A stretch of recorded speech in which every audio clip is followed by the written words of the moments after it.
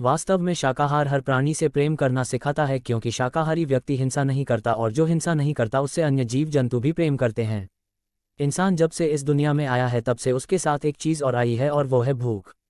भूख ऐसी बात है जो इंसान को कुछ भी करने के लिए मजबूर कर देती है। कई बार तो भूख के लिए इंसान वो सब कर जाता है जो उसे किसी भी हाल में नहीं करने चाहिए। उन्हीं न करने योग्य कामों में एक है मांस भक्षण। अक्सर देखा जाता है कि हम अपनी भूख मिटाने के लिए किसी भी मासूम और बेजुबान जानवर को मारकर खा जाते हैं, लेकिन यह नैतिकता की दृष्टि से, मानवता की दृष्टि से और विज्ञान की दृष्टि से बिल्कुल भी ठीक नहीं है। चलिए आइए देखते हैं कैसे। अगर इस संसार के सभी जीवों को देखा जाए तो उनमें मनुष्य ही सबसे ज़्यादा श्रेष्ठ और क्रियाशील है। ईश्वर ने जो नेमतें और ताकतें इंसानों को दी हैं वो और किसी जीव और किसी प्राणी को नहीं बख्शी, इसलिए हम इंसानों की जिम्मेदारी भी सबसे अधिक है। इंसान अपने हुनर और दिमाग का इस्तेमाल करके भी अन्य जीवों से अपना भोजन प्राप्त कर सकता है, जैसे गाय भैंस का दूध बेचकर, भेड़ से ऊन बेचकर, हाथी से महावत बनकर, घोड़े से तांगा आदि चलाकर। इस तरह से वन्य जीवों को मारे बिना भी इनके जरिए भूख का इलाज हो सकता है, तो फिर क्यों बेवजह इनकी हत्या का पाप अपने सिर लें। हालांकि इस पर यह सवाल उठाया जा सकता है कि जो पेड़ पौधे खाए जाते हैं उनमें भी तो जीवन होता है, अगर उनको खाना पाप नहीं है तो मांस खाना कैसे पाप हुआ। इस सवाल का जवाब यह है कि पेड़ पौधे आदि वनस्पति सुषुप्ति अवस्था में यानी एक तरह की गहरी नींद में होते हैं। उन्हें काटने या तोड़ने पर हमारी तरह पीड़ा का अनुभव नहीं होता। वानस्पतिक खाद्य पदार्थ जागृत प्राणियों द्वारा स्वेच्छा से दिए गए दूध आदि की तरह होते हैं। इस तरह वनस्पतियों से प्राप्त भोजन खाना गलत नहीं है। वह मांस नहीं होता, वह उनका स्वाभाविक फल है। वे इससे आगे बढ़ने में सक्षम नहीं हैं। अगर यदि हम आम अमरूद जैसे फल हिंसा समझकर न खावें तो वे सड़कर खाने के लायक ही नहीं रहेंगे और फिर उनका कोई फायदा भी नहीं रहेगा। इसी तरह अगर हरी भरी सब्जियों को भी यूं ही छोड़ दिया जाए तो वे भी सूखकर बेकार हो जाएंगी और किसी काम की नहीं रहेंगी। आप सब अक्सर खबरों में सुनते होंगे कि आज इतना टन गेहूं गोदाम में पड़े पड़े खराब हो गया। लेकिन वन्य जीवों के साथ ऐसा नहीं होता। पेड़ पौधों की अपेक्षा वन्य जीव अधिक मात्रा में सुख दुख का अनुभव करते हैं। उनमें प्रजनन क्षमता भी होती है जिससे वे अपना वंश बढ़ाते हैं। उन्हें काटने मारने पर रक्त की धार सीधी दिखाई देती है।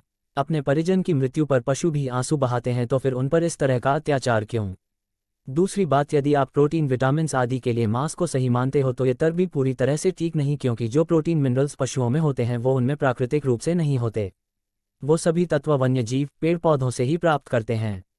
अंग्रेजी भाषा में इसे फूड चेन कहा जाता है।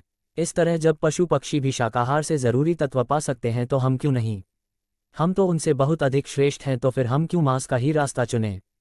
इस पर तर्क करने वाले ये तर्क देते हैं कि शेर आदि हिंसक जीव भी तो मांस खाते हैं, तो हम क्यों न खाएं। तो इस पर मैं यही कहूँगा कि सर्वप्रथम तो ये कि मांसाहार उनका प्राकृतिक भोजन है, उनके पास अन्य कोई विकल्प ही नहीं है, और न ही उनका बौद्धिक स्तर इतना ऊंचा है कि वे इंसानों की तरह वृक्ष आदि उगा सकें।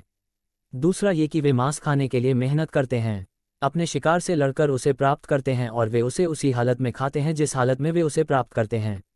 वे मांस के साथ साथ हड्डी भी पचा लेने में सक्षम हैं, लेकिन इंसानों के साथ यहाँ भी उल्टा है। पहले क्रूरता से उसे मारते हैं और फिर उसे पकाकर भिन्न भिन्न मसालों का प्रयोग कर उसे बनाते हैं, जिससे मांस का भयानक रूप ढक जाता है और खाने के लायक बनता है। हम उसे जैसे का तैसा ग्रहण नहीं कर सकते। वहीं अगर पेड़ पौधों की बात की जाए तो पेड़ पौधे हमें जिस अवस्था में मिलते हैं हम उसी अवस्था में उनका सेवन कर सकते हैं। उन्हें भोजन की तरह पकाकर खाने की भी ज़रूरत नहीं, और वे मांस की अपेक्षा सुपाच्य भी होते हैं। फिर भी लोग ये कहकर मांस भक्षण करते हैं कि यदि हम इन्हें नहीं खाएंगे तो इनकी जनसंख्या बढ़ जाएगी। तो इस मामले में मैं पूछना चाहूँगा कि हजारों प्रजातियां ऐसी हैं जो विलुप्ति की कगार पर हैं, वो भी तब जब उन्हें खाया नहीं जाता। बाघ कोई नहीं खाता फिर भी वे मिट रहे हैं। नीलगाय भी कभी कभार ही दिखाई देती है। धीरे धीरे हाथी भी कम हो रहे हैं। तो बिना खाए इनकी जनसंख्या नहीं बढ़ी तो अन्यों की कैसे बढ़ेगी।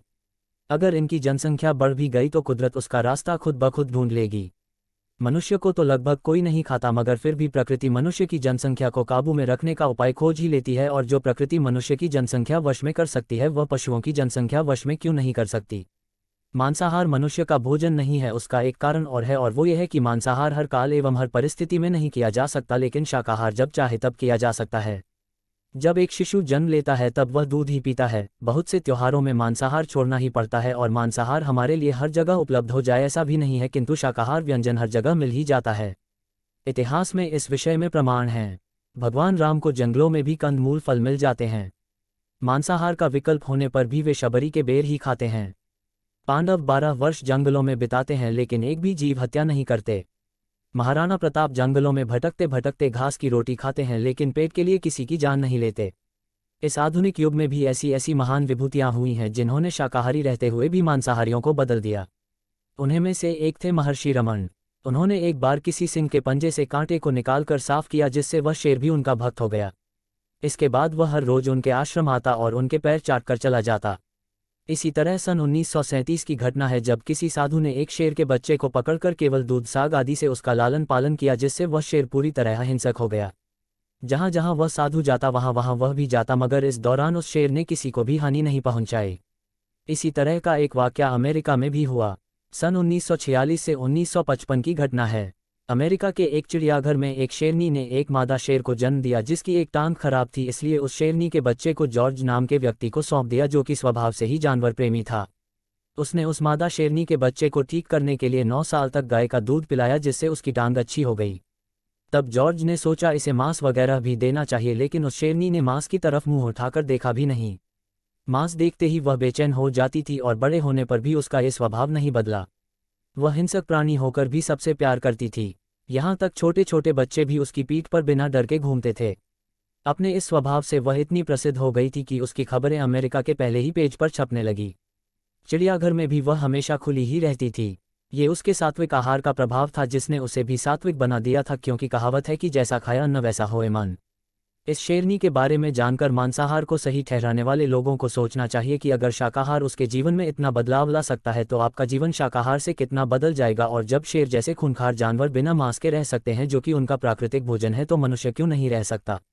वास्तव में शाकाहार हर प्राणी से प्रेम करना सिखाता है, क्योंकि शाकाहारी व्यक्ति हिंसा नहीं करता और जो हिंसा नहीं करता उससे अन्य जीव जंतु भी प्रेम करते हैं। महर्षि पतंजलि योग सूत्र में लिखते हैं, अहिंसा प्रतिष्ठायां तत्सन्निधौ वैरत्यागः, अर्थात अहिंसा की प्रतिष्ठा हो जाने पर उसके समीप रहने वाले अन्य प्राणी भी वैर त्याग देते हैं। यही कारण है कि हमारे पूर्वज ऋषि मुनि जंगलों में भी आवास बनाकर वन्य जीवों के साथ शांति से रहते थे, और महर्षि रमन तो इसके साक्षात प्रमाण हैं। उनके संग ने एक हिंसक पशु को भी अहिंसक बना दिया। इसलिए मांसाहार छोड़िए, पशु पक्षियों से प्रेम कीजिए, बदले में आपको उनसे प्रेम ही मिलेगा। दोस्तों, अगर आपको यह वीडियो पसंद आई हो तो मेरे चैनल को लाइक सब्सक्राइब करें। वीडियो देखने के लिए आपको धन्यवाद।